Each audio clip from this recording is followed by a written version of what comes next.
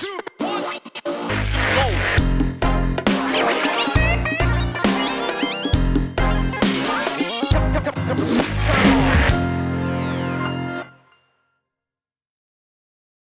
Pour vaincre ton ennemi, apprends à le connaître, nous dit-on.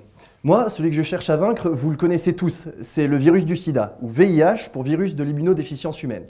Alors, dit comme ça, ce nom, ça sonne un petit peu barbare, je vous l'accorde, mais ça veut tout simplement dire que le virus détruit les cellules du système immunitaire. Vous savez, le système immunitaire, c'est cette milice dans votre corps qui va repousser les invasions de bactéries, virus, champignons et autres parasites qui pourraient vous mettre KO. Le VIH tuant les soldats qui sont au front, plus personne pour défendre l'organisme. Et les patients atteints de sida qui ne sont pas traités meurent en général d'infections dites opportunistes, car elles profitent des dommages infligés par le VIH au système immunitaire pour elles-mêmes se développer. Mais la nature est bien faite, et notre corps dispose de plusieurs systèmes de défense face à l'infection à VIH. Parmi eux, et par un heureux hasard, je m'intéresse dans le cadre de ma thèse à la thésrine. La thésrine, c'est une protéine qui va bloquer de manière extrêmement spécifique une des étapes de l'infection par le VIH. Alors permettez-moi dans un premier temps de vous détailler ces étapes de l'infection pour mieux cerner ensuite le rôle de la thésrine.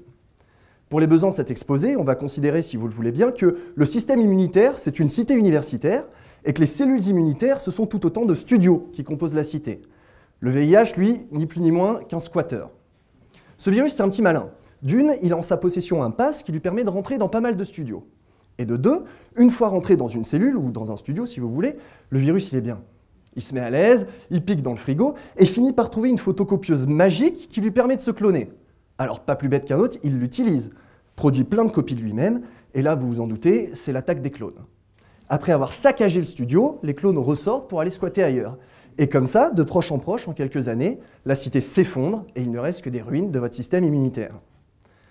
La thésrine, c'est une protéine qui est à la surface des cellules, devant la porte de chacun des studios, si vous préférez. Et son rôle, c'est celui d'un videur de boîte de nuit, mais qui aurait tout compris à l'envers.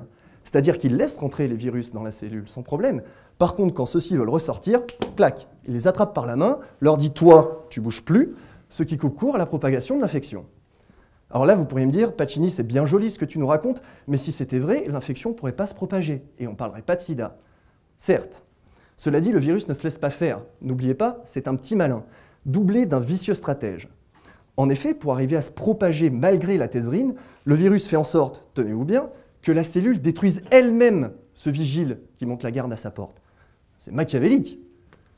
Le but de ma thèse est donc d'essayer de comprendre comment le VIH arrive à se débarrasser de ce vigile, la thésrine. Car c'est en comprenant comment le virus fonctionne qu'on arrivera à terme à l'éradiquer. Et puis, en attendant, ça fait quasiment 30 ans qu'on parle du sida et qu'il est toujours là, donc je ne saurais que trop vous conseiller de faire comme les deux charmants personnages qui se tiennent derrière moi, et protégez-vous, quitte à me mettre au chômage. Merci à tous.